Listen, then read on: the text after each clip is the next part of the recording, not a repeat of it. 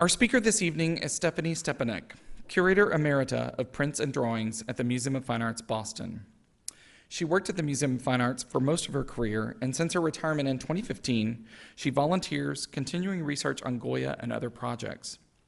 In 2018, she curated the exhibition from the MFA Boston collection, Goya in Black and White, for the Kimball Art Museum. With Frederick Ilkman, she co-curated the exhibition Goya, Order and Disorder, held at the Museum of Fine Arts Boston in 2014 and 2015. And she is the co-author of The Prints of Lucas van Leyden and His Contemporaries, an exhibition held at the MFA and the National Gallery of Art in 1983. Stepanek worked closely with noted Goya scholar and former MFA curator of prints and drawings, Eleanor Sayre, on the exhibitions The Changing Image, prints by Francisco Goya, 1974, and Goya and the Spirit of Enlightenment, 1989, co-authoring that catalog. Stepanek has worked on numerous exhibitions at the MFA, including Albrecht Dürer, Master Printmaker in 1971, Winslow Homer, 1977, The Pleasures of Paris, 1991, and French Prints from the Age of the Musketeers, 1998. She has contributed to an array of scholarly publications and conferences since the 1970s. We have invited her here this evening to speak in conjunction with our first exhibition of a recent acquisition here at the Meadows, our first drawing by Francisco Goya, with her talk tonight, Goya, A Vision and Wash. So please join me in welcoming Stepanek.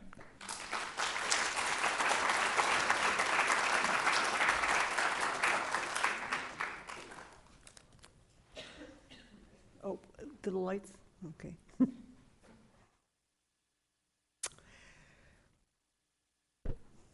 Good evening. I couldn't resist pointing out the coincidence of this day, May 2nd, the anniversary of the 1808 uprising in Madrid against the French invasion that Goya commemorated, along with his more famous pendant depicting the brutal reprisal. I hope my talk is not a disaster of this or any proportion. Wait till tomorrow. I would like to thank Dr. Mark Rogalon for inviting me to speak here at the Meadows, and other members of his staff, Amanda Dotseth and Scott Winterode, who have facilitated my visit. It's also fitting that I acknowledge my mentor, Eleanor Sayre, curator of prints and drawings at the Boston Museum. She hired me out of college and invited me to assist on most of her Goya projects, publications, and exhibitions until her death in 2001. Sayre's pioneering work on Goya drawings has been fundamental to future scholars. Among these is the renowned British scholar Juliet Wilson Barrow, the prime mover behind the 2015 exhibition at the Courtauld Gallery in London, Goya, The Witches and Old Women album.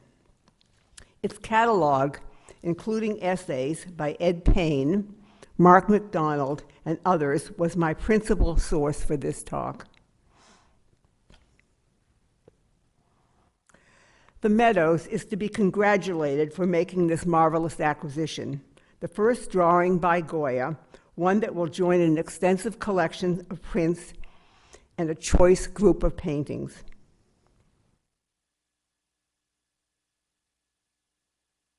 These two fine paintings are particularly instructive since they reveal Goya's most significant traits: his powers of invention, his skill at portraiture, and his penetrating gaze at human nature.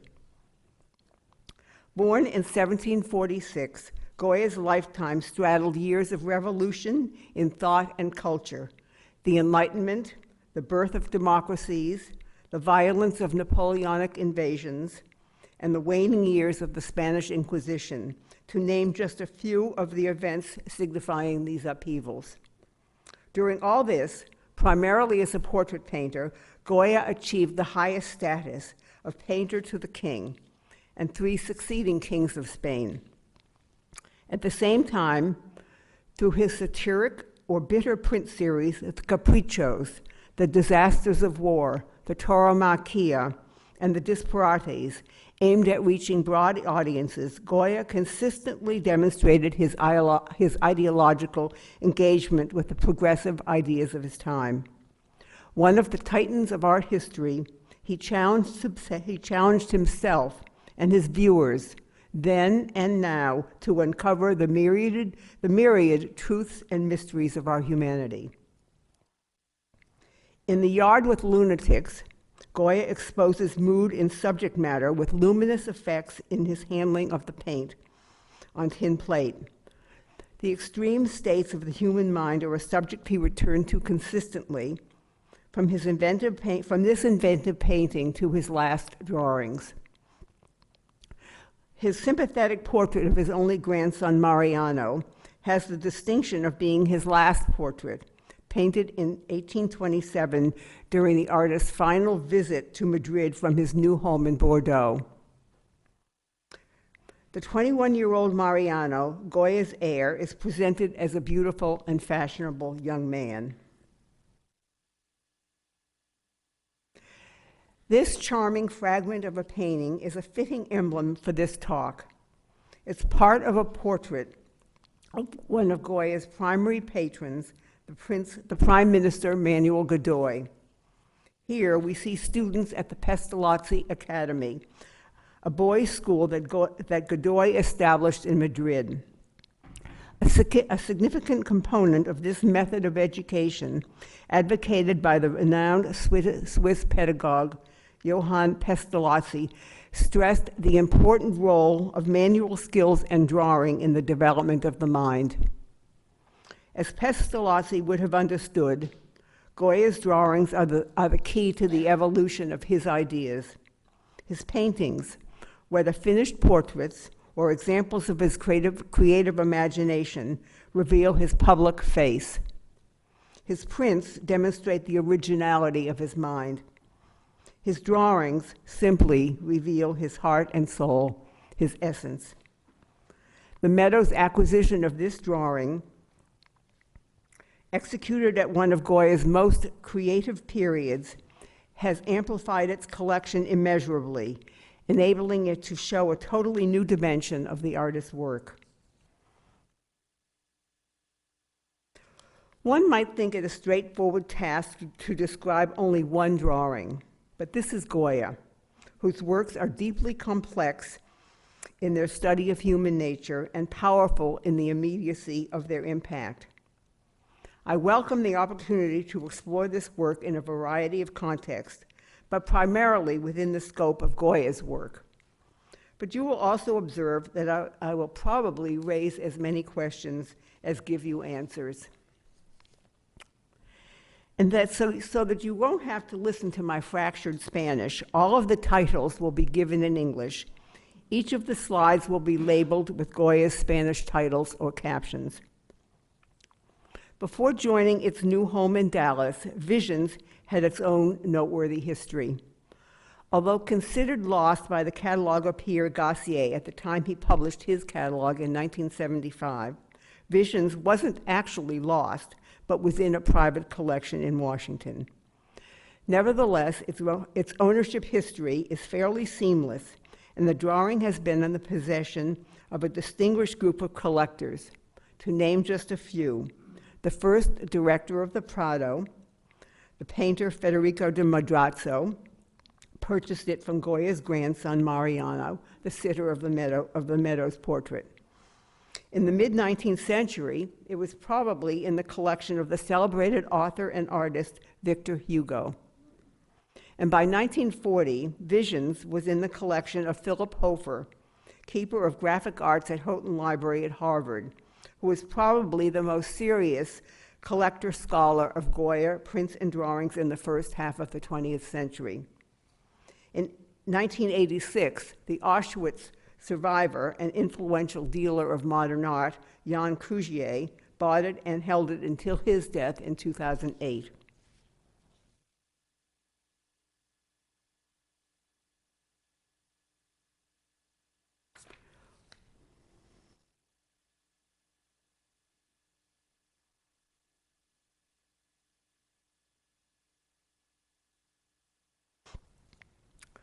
What do these three intertwined, robed figures floating on the sheet of paper, why do they float? The title is a clue that opens a path of inquiry. Written by Goya at the bottom is the word visions. What I'm going to say here is these slides are wonderful, but they don't show very fine points.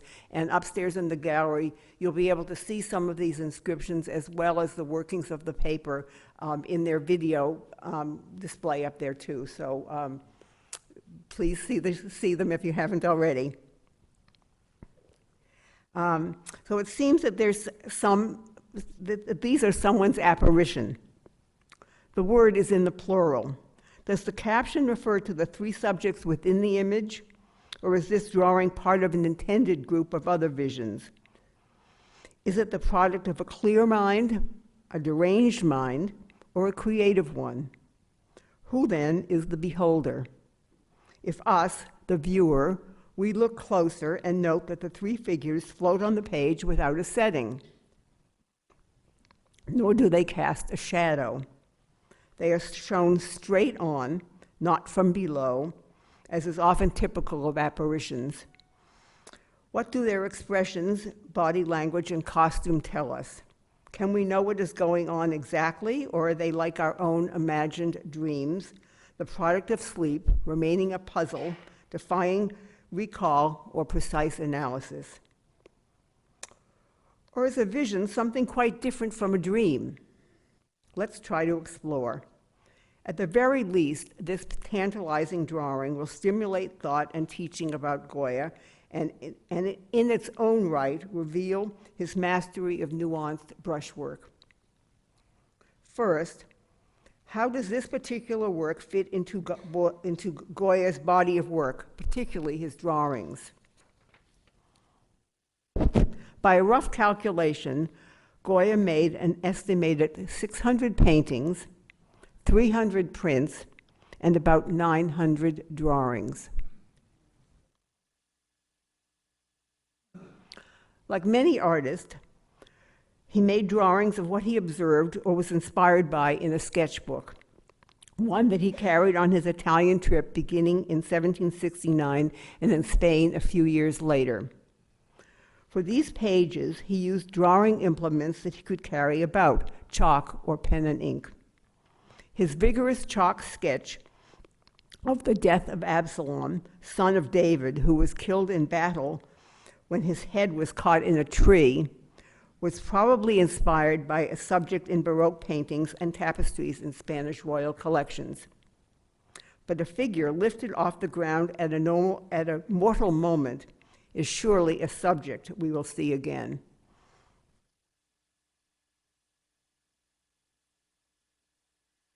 Goya also used drawings in preparation for prints. When he began the series of satires, which eventually became known as the Capriccios, he conceived of them as dreams, sueños, and labeled them as such. He first drew in pen and brown ink in preparation for line etchings. Eventually, he added wash to these drawings, which was translated into the tonal means of aquatint in the prints. Here is Goya's first idea for the famous print from the Capriccios: the sleep or dream of reason produces monsters.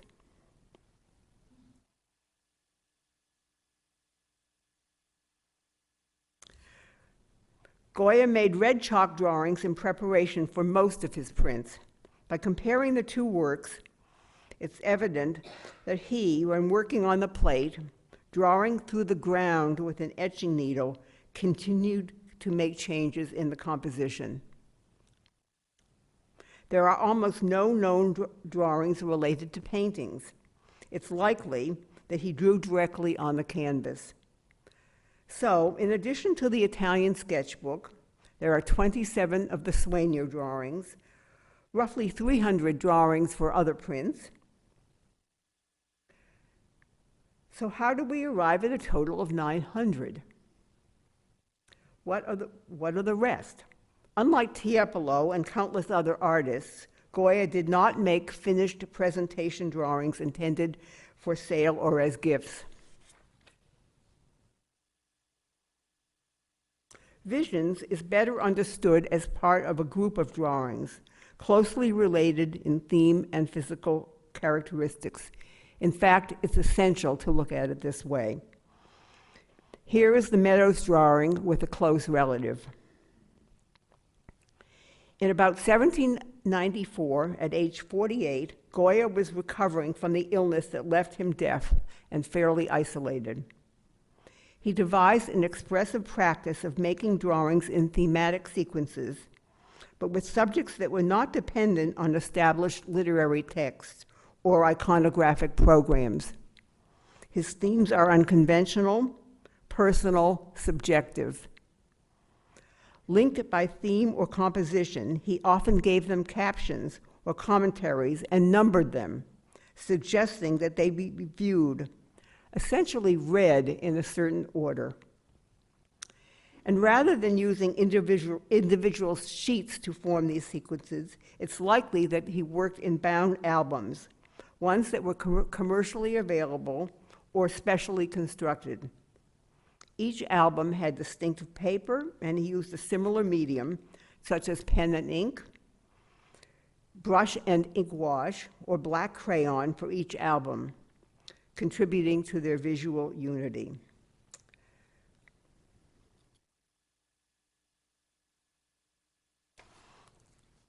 Here is an example from Goya's last years in Bordeaux. 2 consecutive drawings on the subject of lunacy, part of a larger group. Each is labeled locos, madman. In one, a skater, nearly off balance, may be driven mad by the newfangled roller skates. Goya's caption reads, "Crazy skates."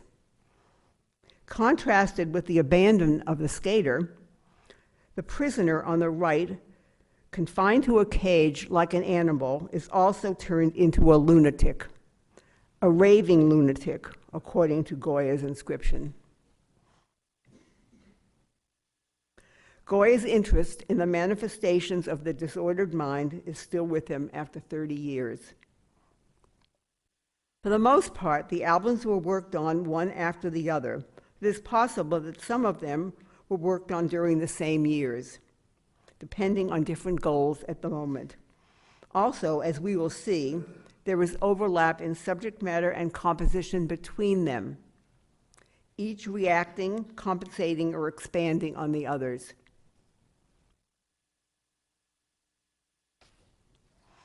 He continued this practice throughout his life and would re-explore old ideas from multiple perspectives. Here, simple affection and complicated love between women. On the left, an untitled work executed as he was working on the Caprichos in 1797. And at right, another in black chalk almost 30 years later with Goya's caption, "Entanglements of Their Lives."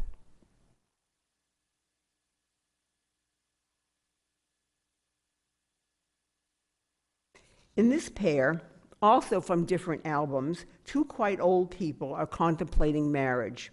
It's possible that the fog drawing on the left, of the dignified man labeled, "You'd be making a mistake if you married again," is a gentler, reconsidered version of the old woman in the Louvre drawing with the sarcastic comment, "What folly, still to be thinking of marriage." Or simply, Goya targeted the problem for both sexes.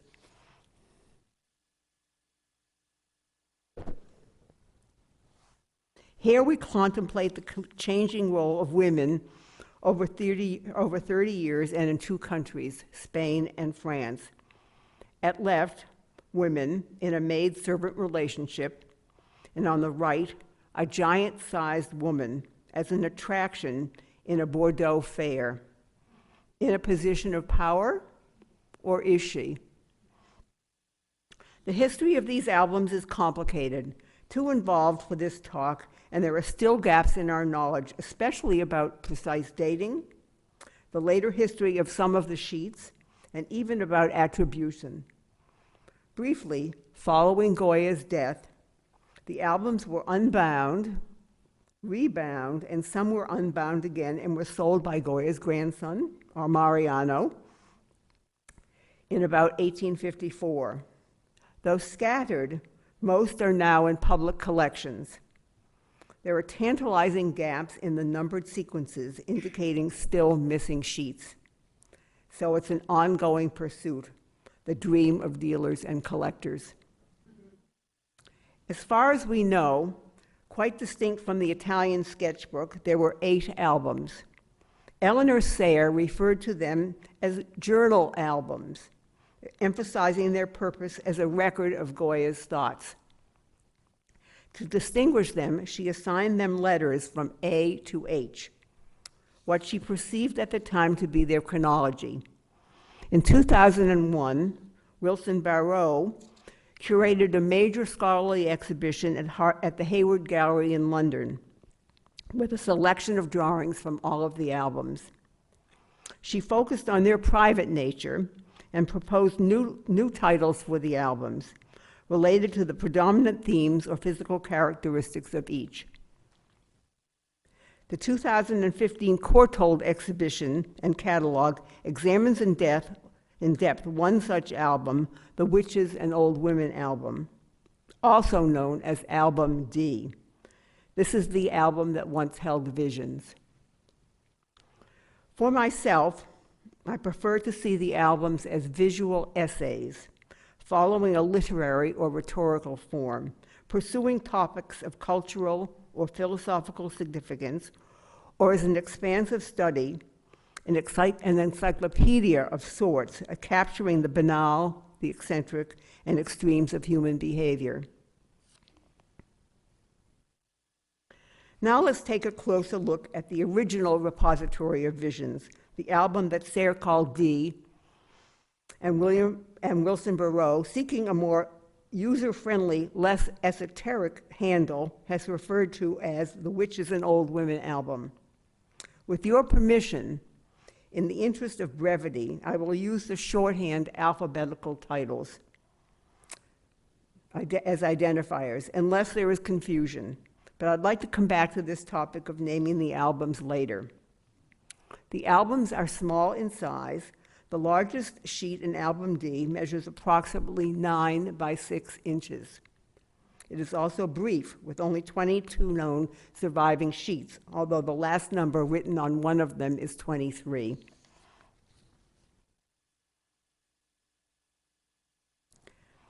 Goya used a brush to apply washes of carbon black ink, creating tones from a pale gray to deep black. The washes are layered on, but frequently blotted and scraped away to make changes and accentuate or highlight certain areas of the composition. Pages 5 and 12, Unholy Union and Bad Mother, show Goya's energetic brushwork as he gives life to this jaundiced view of marriage and motherhood.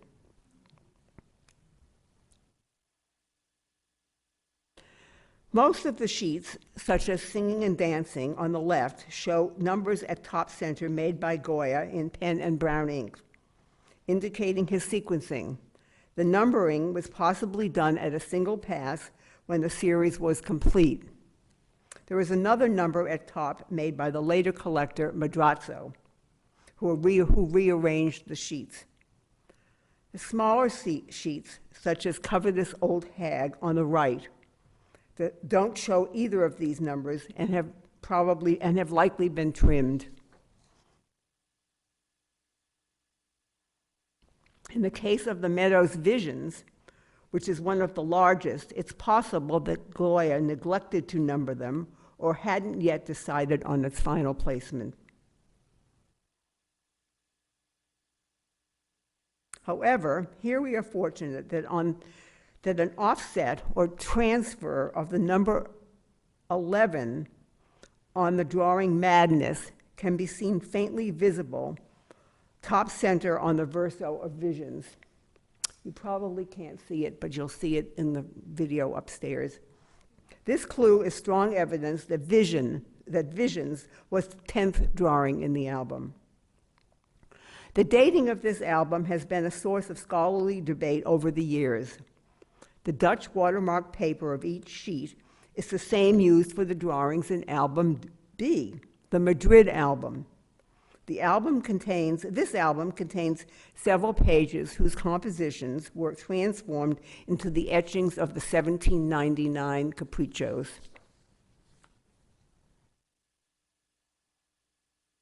Here is an example from later in the Madrid album. The original composition, identified as Flying Witches, is used in the caprichos etching, devout profession, as an attack on piety that is little more than rote recitation. Thus, album B, the Madrid album, is securely dated to the years just before the 1799 caprichos. And because so many of the characters in the caprichos are witches, it was once believed that album D, with its flying and malevolent figures, and done on the same paper as the earlier album with capricho source material, it was believed that it was probably done in the few following years after the caprichos, about 1801 to 1803. However, while there are parallels in subject matter between our album D drawings and the etched caprichos, there are few similarities to the wash drawings in album B. There are differences in style and point of view from the earlier works, as seen here in the comparison between an early wash drawing from B and visions in D. Furthermore, similarities to other more securely dated later works have led today's scholars to conclude that the drawings in album D were done later in Goya's life, during the span of years from about 1819 until 1823, just before he emigrated to France. Goya is 73 in 1819. The most likely explanation is that Goya simply picked up the earlier album and used the remaining pages to embark on a subject of new interest, the many facets of aging.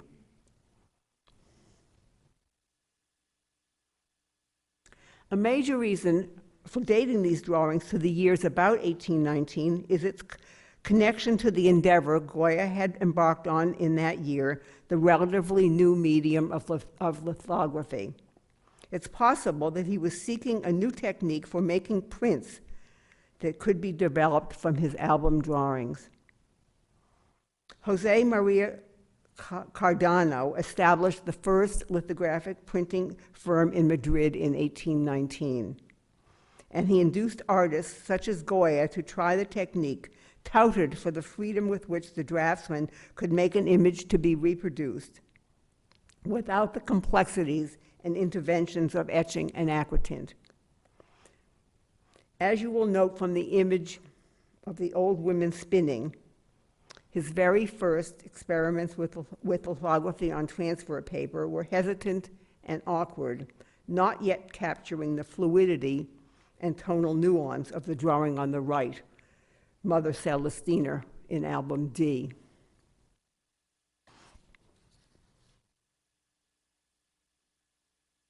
Another reason for dating this album to the years between 1819 and 23 can be attributed to the freedom of expression allowed during the 3 years known as the Liberal Triennial, when the Constitution of 1820 was promulgated.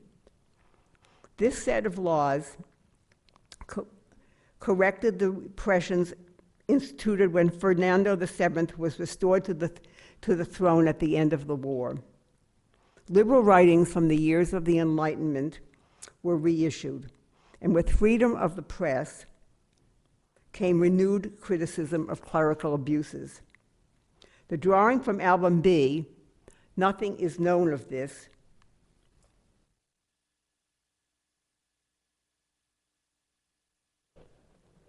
on the left, seems to tease about dark rituals surrounding the burial procession of a shroud. The etching Clear Folly, done just prior to album D, may well refer to the Enlightenment.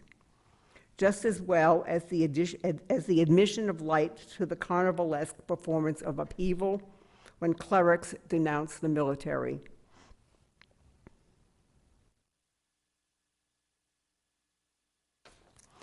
In two print series, one published in 1816, the other incomplete, Goya directs his attention to the body, human and animal, in motion, exerting energy or losing control as it rises and falls. The bullfighting series, known as Tauromaquia, was published in 1816. Here we see the poise and athleticism of the bullfighter using a pole to leap over the bull. Immediately following the bullfighting prints, Goya embarked on a series that we refer to now as disparates. It was later published posthumously with the title Proverbios.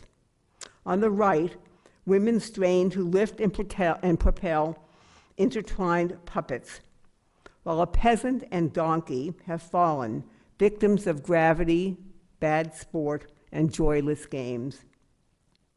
The precision of movement expressed as youthful matadors leaped over bulls gave way to vacillation and uncertainty.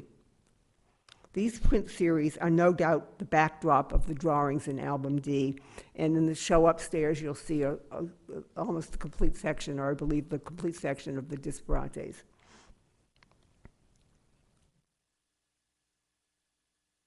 It is in these years, beginning in 1819, that Goya purchased the house on Madrid's outskirts known as the House of the Deaf Man, the Quinta del Sordo, where he embarked on the project of covering the walls with the 14 paintings known as the Black Paintings.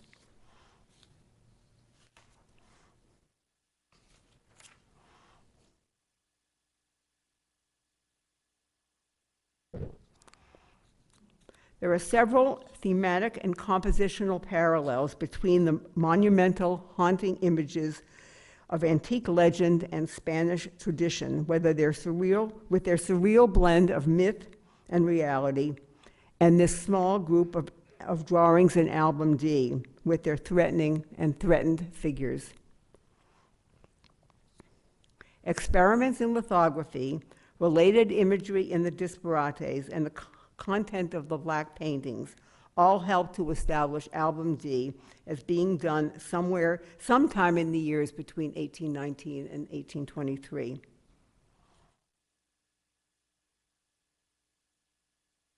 So let's return to the album itself and consider again Goya's captions.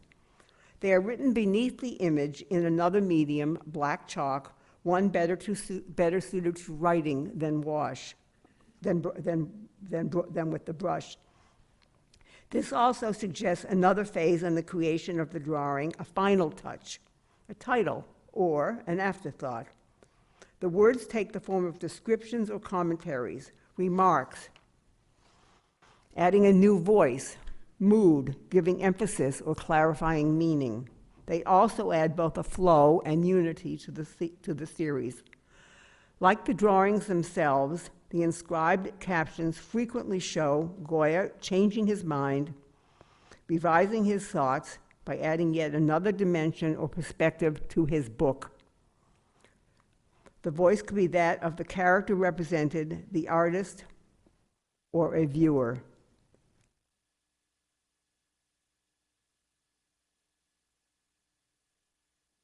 I've lost my place.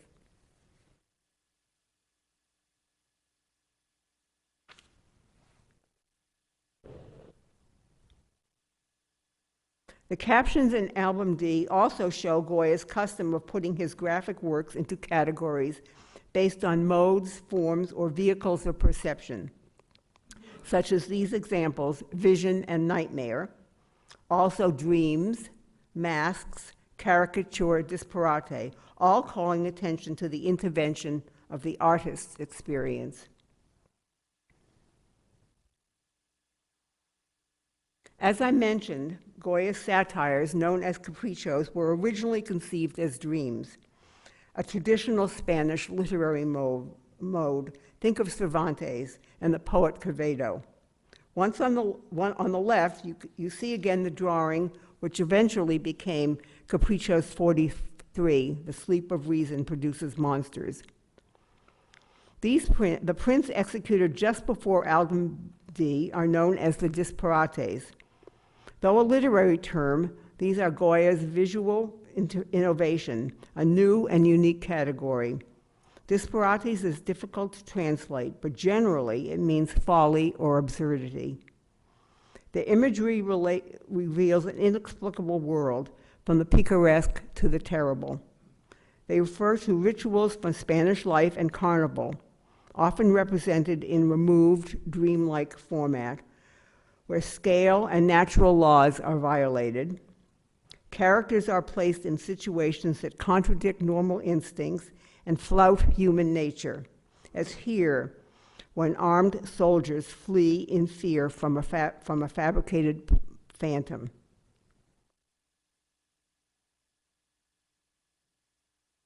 Goya's caption visions on the Meadows drawing is a word that occurs throughout his body of drawings. For example, here on the right, a sixth vision, Nightmare, in the sequence of visions from Album C, the wartime album known for its Inquisition drawings.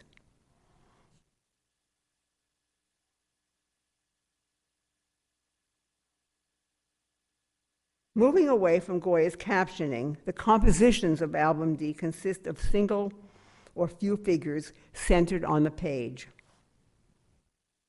Only two contain a background of church architecture and another of a rocky outcrop. Otherwise, the drawings have little indication of setting or atmosphere beyond an occasional anchoring shadow. It may seem obvious, but with Goya's drawings, the way the figures relate to the white of the paper, graphically, the push and pull between the form, the background, the use of an energetic negative space is one of their defining characteristics.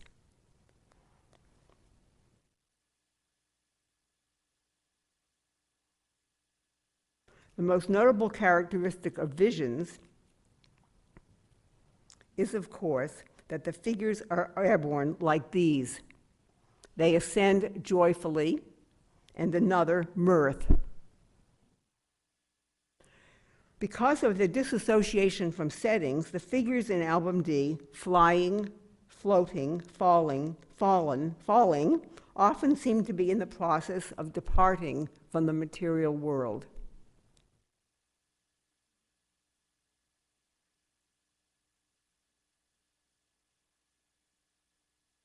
And even if standing, kneeling, or plodding, they still seem detached.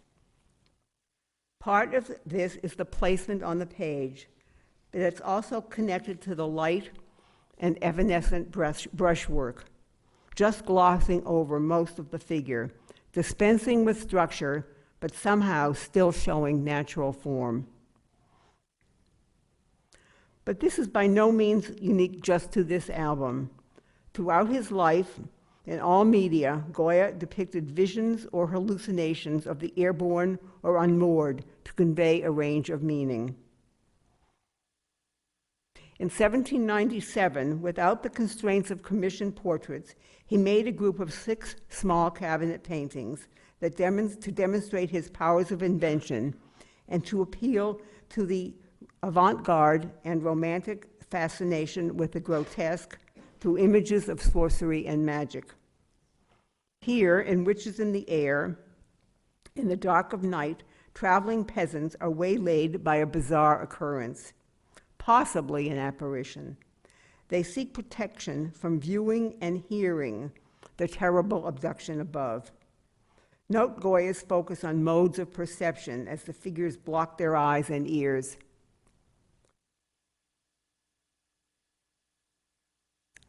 Religious commissions sustained him to a certain extent throughout his life. The decoration of the chapel of San Antonio de la Florida was a commission executed while he worked on the Capriccios. A multitude of charming, celebrating angels filled the vaults and apse, witnesses to the miracle which saved the father of St. Anthony of Padua, who had been accused of murder. Though seen from below, these angels seem more human in their features than ethereal.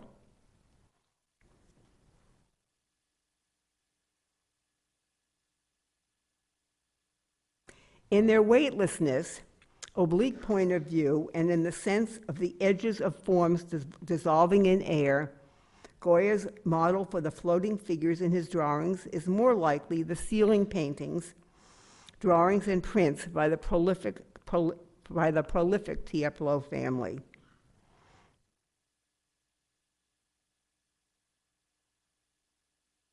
The many connections between works by the Tiepolos and Goya are frequently noted, but I don't think they've been deeply studied. In the 18th century, the Venetian Giovanni Domenico Tiepolo produced inventive and polished brush and wash drawings in extended series for tourists and collectors. Goya may have been influenced by these, but there is no evidence that he intended to sell his album drawings, at least in the form that they were in, possibly as preparation for prints, but that's another area.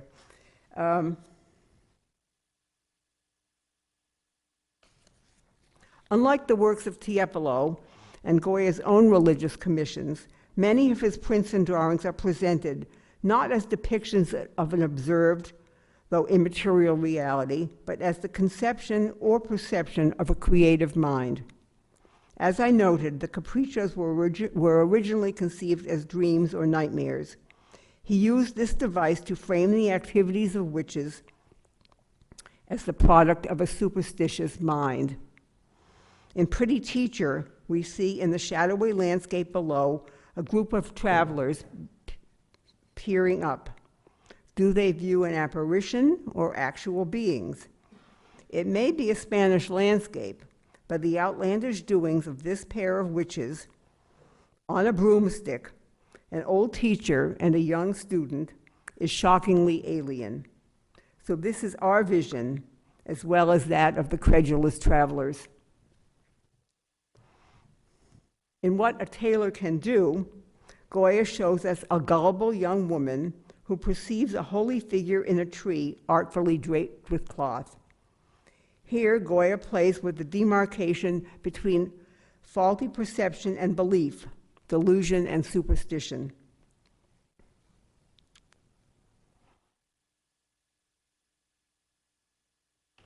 Album C, also known as the Inquisition album, was executed during the Peninsular War between 1808 and 1814. After a long sequence of men and women making their way through commonplace life, Goya introduced 9 visions and nightmares. These visions, named in the captions as such, represent a group of bizarre or discombobulated characters of a humorous sort, who themselves seem to be beset by delusions or fantasies.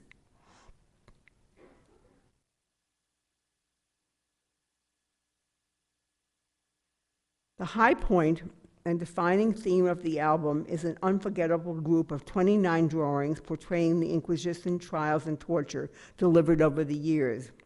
He concludes this wartime album with haunting figures, such as the looming phantom at left, and at right, his slashed or blood-soaked garment seen from the back, that sear our memory, interspersing them with earthbound figures who relinquish their clerical robes.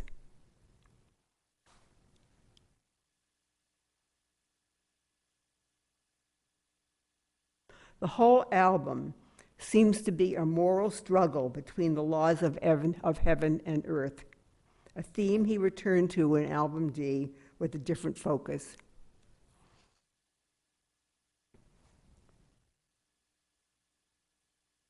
The Disparate series, etched just before or during the time of Album D, takes us to newly imagined landscapes, envisioned on Earth and above, with their own terrors and absurdities. With his castanets, an allusion to Spanish tradition, the dancing giant terrifies a cowering peasant and his shield in clerical robes. In Disparate of Little Bulls, The ultimate paradox is the mighty bull, each one here carefully described and observed from several angles, that defies gravity and floats willy-nilly through the sky. The flailing legs and startled expressions of the two facing animals suggest that they too are bewildered to find themselves in this dream.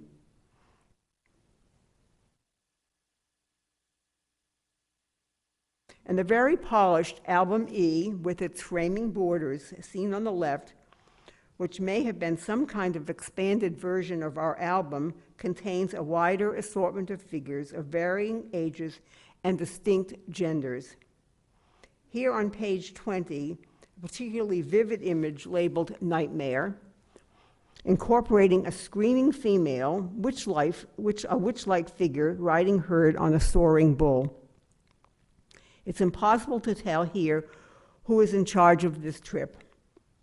On the right, the figures in They Ascend Joyfully, while enjoying their intimacy, have no clear gender description or distinction. The preceding works are a few examples of what Goya was doing graphically as he embarked on the drawings in Album D, and what he may have been thinking of at about that time.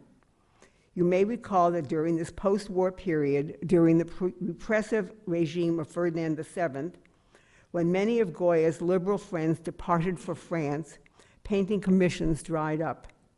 Still, Goya challenges himself with lithography, the black paintings on the wall of his cultural property, and always the idea of extended graphic series with diverse themes such as the pernicious effects of poor education and the abuse of power, consciously framed as the workings of the creative imagination. So let's look more closely at Album D, the so-called Witches and Old Women album.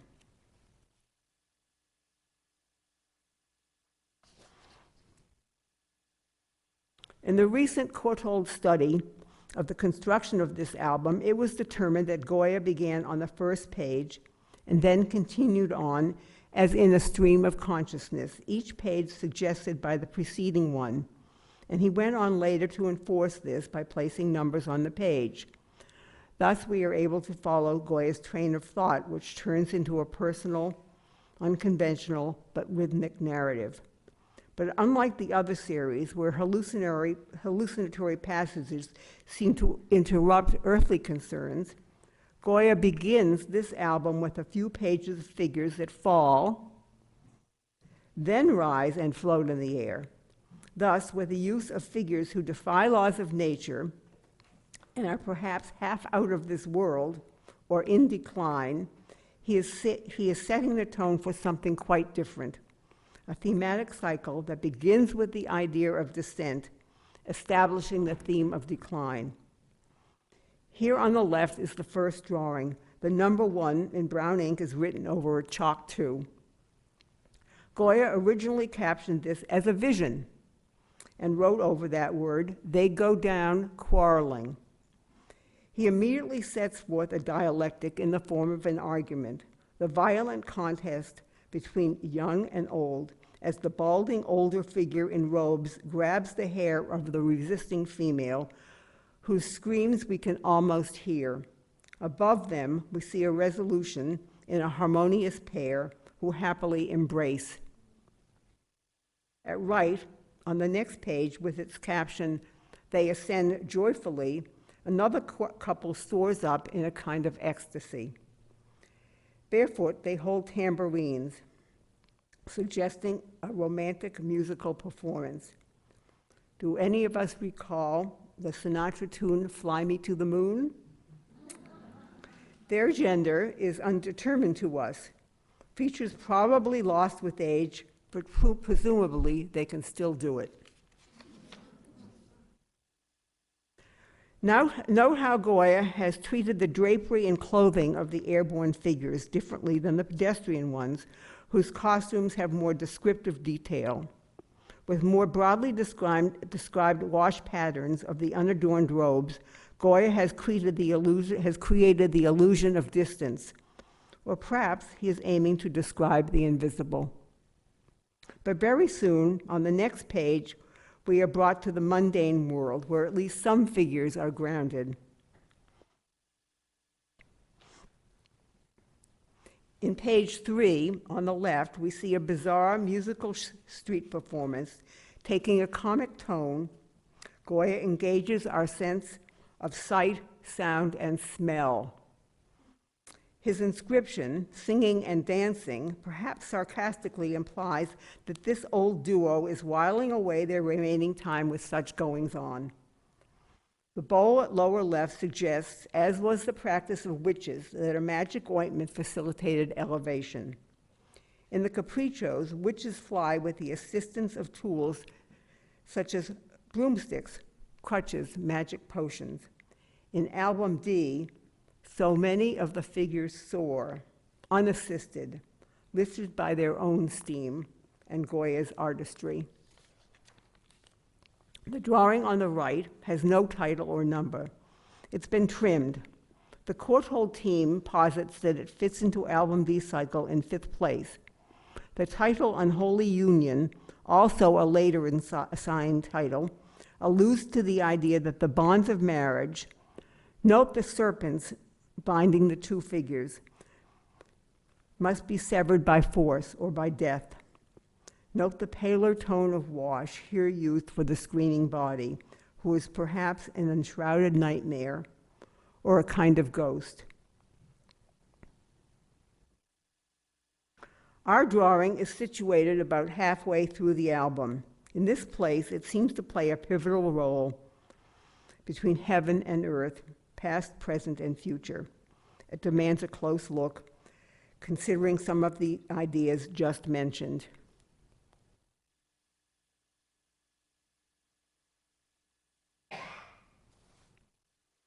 Two floating figures clasp one another tightly, but why? For comfort. Possibly. The one on the left is grasping, pushing forward with a prominent hand that seems to be reaching into a pocket. The less active floating figure at right holds onto the other for stability. There is a lot to be learned from their facial features and expressions. On the left, snaggle-toothed, with sly and sneaky eyes, almost closed. On the right, jowly, with prominent nose and shifty, worried eyes, open and looking askance. The costumes may be significant. With flowing skirts and hooded shawl, the figure at left seems to be a needy, grasping old woman. On the right, the headdress and garments suggest a male figure in academic robes and headgear. But this is only a guess. I believe that Goya's intention is to keep us looking and guessing. The robes, not really costumes, are created in a variety of soft grays and deep tones with fluid and energetic brushstrokes giving form, shape, and variety. Here, and in most of the drawings in this particular album, the garments serve more than one purpose. In addition to generally suggesting sex and station, they describe motion and the flow of air through the cloth, contributing here, balloon-like, to their lofty position. The generalized treatment adds to the visionary rather than material quality. And to me, equally important, these broad animated patches of white with their abstract patterning serve as frames or foils, directing the eye to the very precise way Goya has drawn the all-important facial expression with the tip of a brush. What are we to make of the horizontal figure below with a grimacing face? Dead or alive, memory or ghost, person or spirit, an allegory?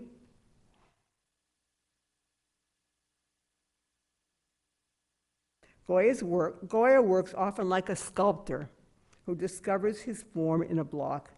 Here, he has scraped some previous work on the paper surface between the head and the full sleeve of the figure above, And on the other side of the drawing, I don't have the slide, you'll see also similar kind of scraping, and it does make you wonder what was going on under this, what he got rid of to accentuate the head of this figure. The purpose of this grinning, heavy-jawed person is still a puzzle. Is the grin one of ridicule, cluing us into a joke? Perhaps he has been forgotten by the rising couple, too involved in their mutual needs. Or he gives support to Goya's inscribed caption, Visions, and that he is the so-called visionary. As I mentioned at the start of this talk, the plural sense of the title is curious.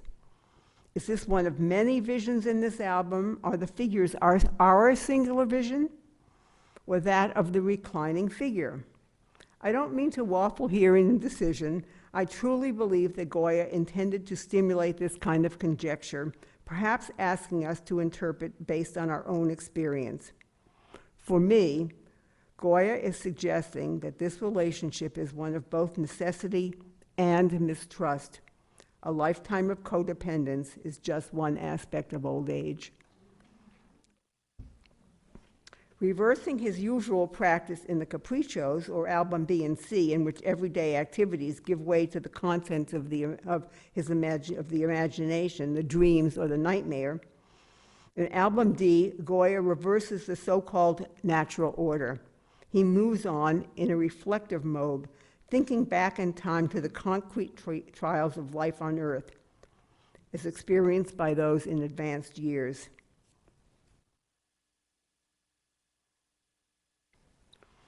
In I Can Hear the Snoring, Goya considers the anatomy of sleep and its cycles, one of the plagues of advancing years. Note the importance of sound and the interesting shift of voice to the first person in the caption. Goya, the deaf man, can hear the snoring.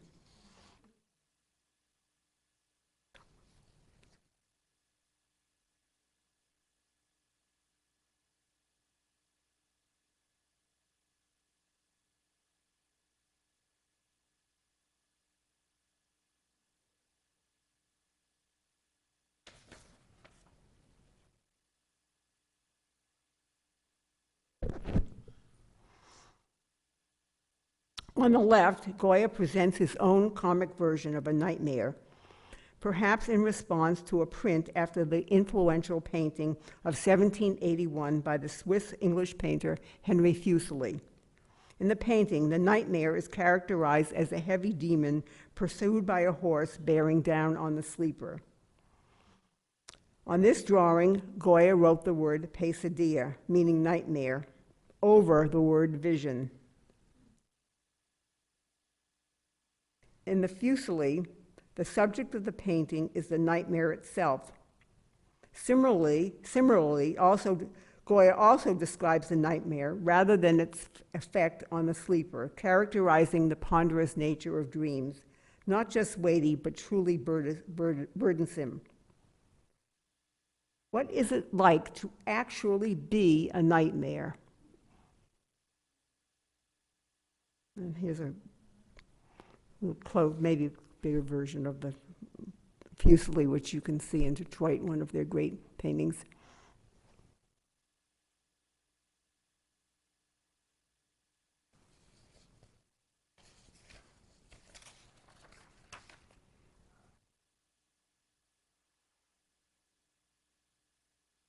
In these, Goya depicts the annoyance of waking up tangled in one's sheets. Outstretched kicking legs, a counterbalance to the wailing head. On the right, another frightened man braces for a landing as he falls into a chasm.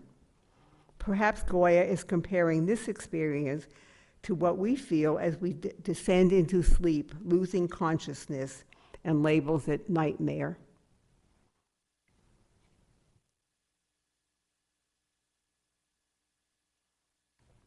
The aged are not just victims.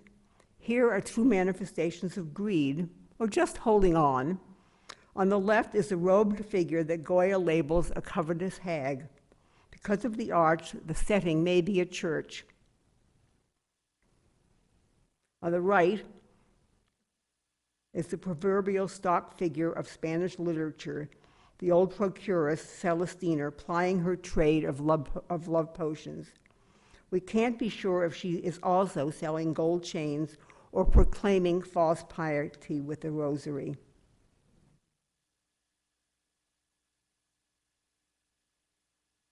The sheet numbered 93 is the last known work of the album. It's possible that additional drawings will come to light, but conceptually, this drawing with the caption, "Just can't go on at the age of 98," could be Goya's final thought. An extremely stooped, balding old man requiring 2 canes on his last legs, so to speak. He is nearing the end.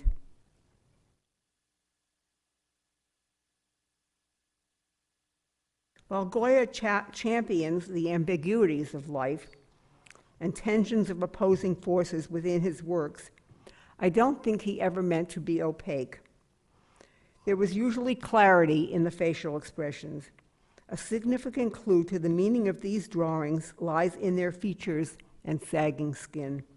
This is the conclusion I drew from studying Visions, but I think it's backed up by most of the other works.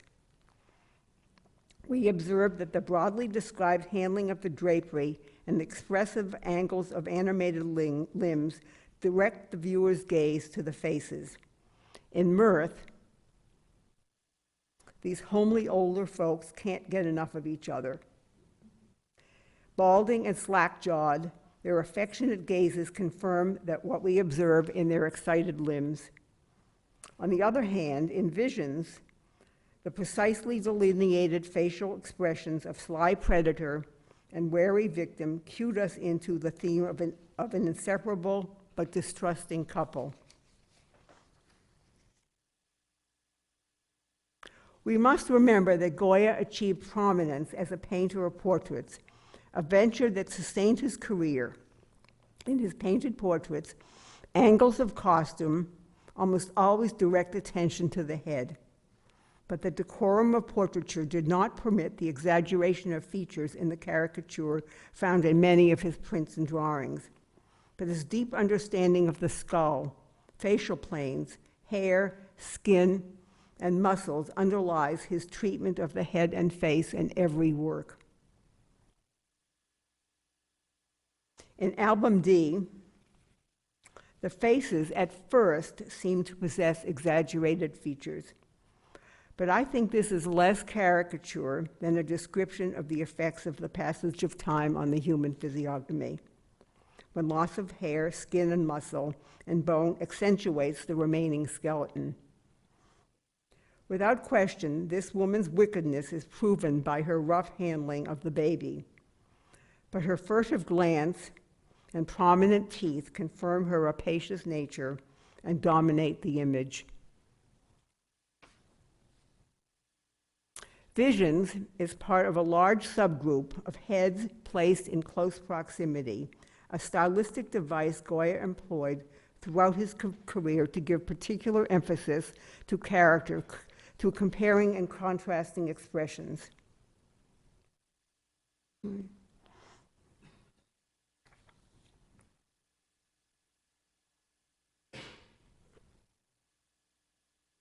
Here are 2 examples from the Capriccios. In Love and Death, the couple share an anguished moan, as we, in turn, can almost feel the sensation of moving air as he expels his final breath, while she wails in grief. In There Is Plenty to Suck, 2 old witches experience tasty morsels of tiny limbs, each in their own way, while between them, the warlock enjoys the aroma.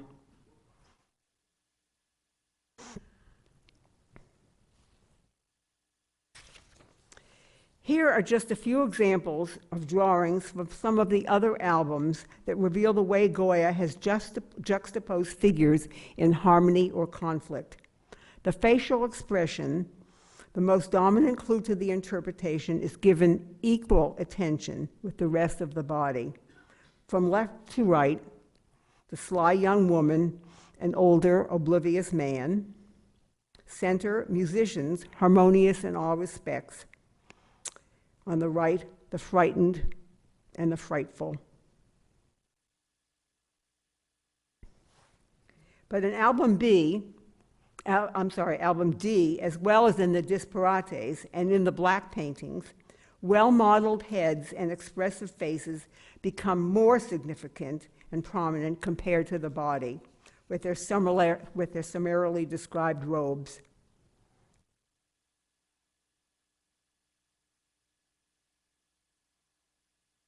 Here is the red wash drawing and the corresponding print you saw earlier, where clearly the giant's glaring and grinning expression dominates the image.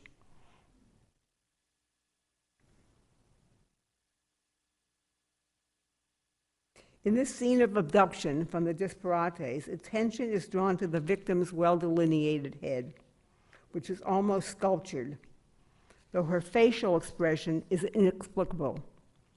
The emotional impact of the print is in the torqued body and flailing hands.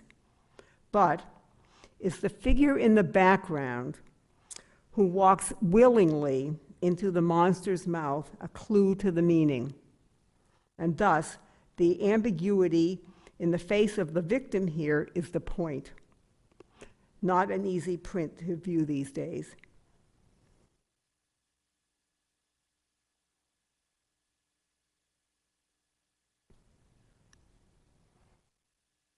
It's possible that at this late stage in his life, Goya has developed a new expressive shorthand.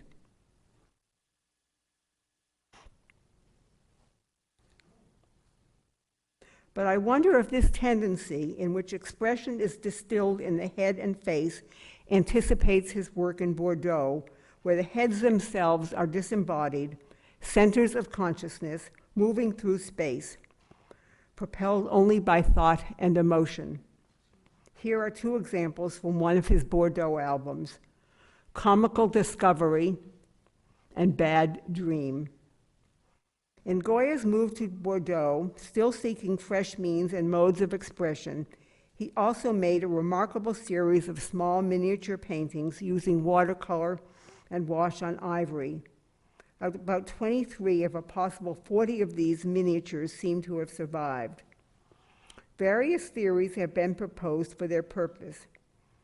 Perhaps they were experiments on a small scale by a nearsighted old man needing to work close, or lessons for the daughter of his companion and housekeeper.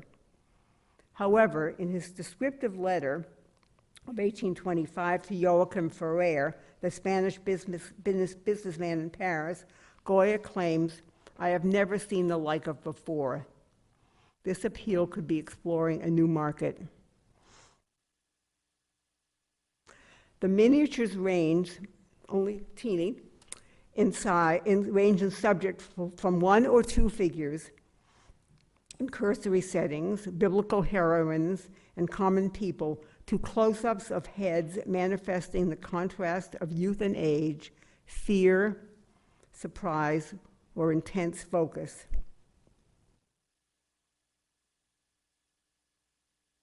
These pairs face off against one another, holding conversations that viewers would like to hear, but like Goya, cannot. It's interesting to think of these unconventional works next to traditional miniatures. Typically, it's a portrait of a loved one to be worn as a pin or on a chain. On the left is a decorative portrait by the Englishman William Charles Ross, done in the same year of Goya's ivories. On the right is Goya's miniature on copper, representing a young woman in the family of Goya's daughter-in-law, made at the time of his son's marriage 20 years later. It's the sister of his son's wife.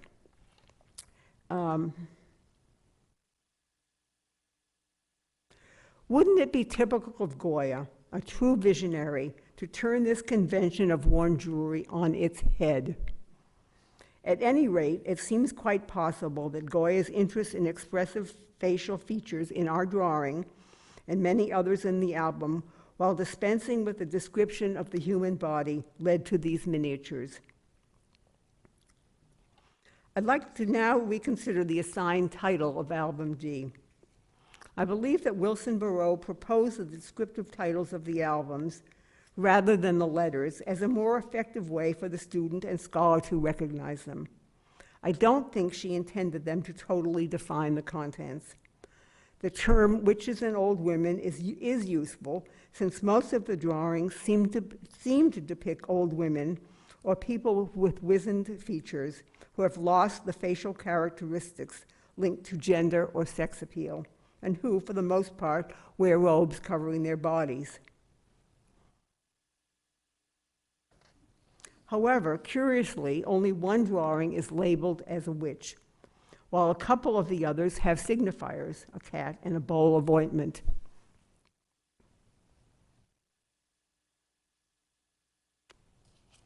In Goya's early inventive cabinet paintings and in the satirical capriccios, witches are recognized as lewd and malevolent women in communities who abuse babies and children for nefarious purposes, or as offerings to Satan.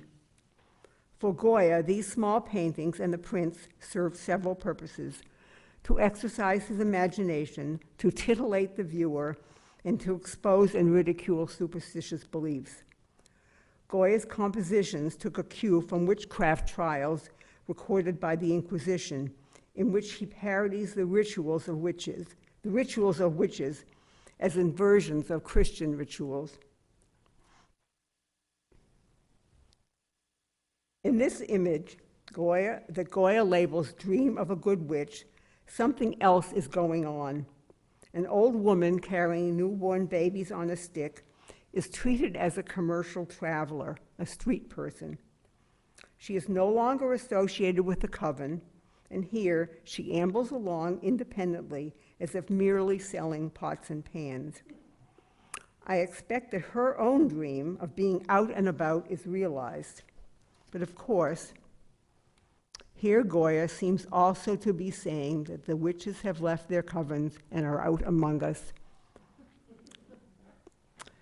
So to sum up, getting to the end here, Goya's subject matter, particularly in his uncommissioned graphic works, is the wide swath of the human condition, from pedestrian or disturbing events of everyday life to the hazards of personal folly and the trials and pain of war and injustice. Though usually couched in Spanish idiom, Goya strives to capture a universal experience. Events occur in the bright or harsh daylight, in the dark of night or by the light of the moon, and frequently in the dawn and dusk in between. He describes not so much the material world, but the world of the senses and feelings, filtered through his and our imagination, dreams and nightmares. To this end, he constantly strove to invent a new visual iconography, inspired by the literary forms of philosophy and rhetoric, to describe his changing world. Part of his ingenious studio practice of making drawing series in united albums, of organizing his thoughts visually, Album D, presently known as the Witches and Old Women album, specifically seems to be a meditation, not without its metaphorical aspects, on the physical, moral, and spiritual condition of aging. It's the product of an older but vital artist still in command of his creative powers. The agility and exploits Goya had celebrated a few years earlier in the Tauromachia gave way to the creakiness and frailty of old age, relieved by liberating flights. Throughout the album, there is a rhythmic dispersal of old people, good and bad, wrestling with assorted situations, viewed from a range of perspectives or states of consciousness, their own, ours, and Goya's. As you will have observed, these drawings are not sketches from life or quick thoughts, but are carefully worked up with a variety of brushstroke, tone, blotting, and scraping that is descriptive of form and space. His vigorous and delicate brushstrokes capture both animated motion and detail of expression, especially in the heads, the seat of consciousness. Nuanced tones of wash describe light and shade and capture swirling cloth that frames and directs focus to ephemeral forms so essential to this subject. The white paper describes the void of a kind of oblivion and gives shape to the forms.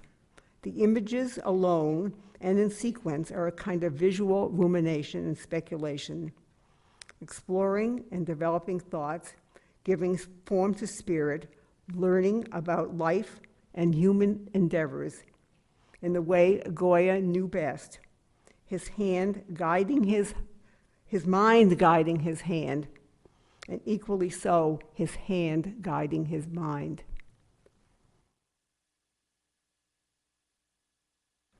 The new Meadows drawing, this conflicted couple and their cryptic companion, Visions, encompasses all of this. Questions?